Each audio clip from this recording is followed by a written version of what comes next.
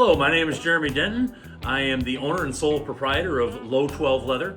I'm a small leather business located in mid-Michigan. The first step in making a handmade leather belt is to take your strap cutter and set it to 1.5 inches. Once you've adjusted your strap cutter, you cut the leather to length. So after the strap is cut, I take my strap end template tool.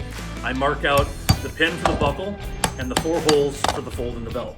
Once that's made, the belt is folded over at the end, and then I take the customer's measurement and place a guide hole at the place they actually wear their belt. Once that's done, we measure the overall length, and then we add 7 inches.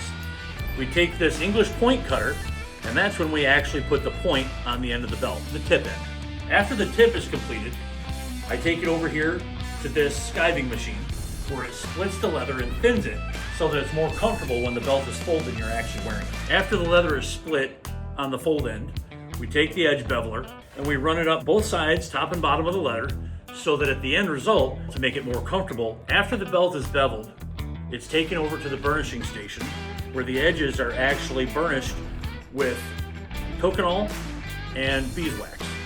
This is what gives your edge a soft, nice finish.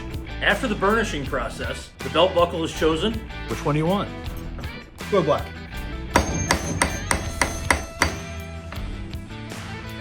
The securement, whether it's Chicago screws or rivets, and then the belt loop is all assembled into the one piece, which is familiar at the end of every belt that everybody wears.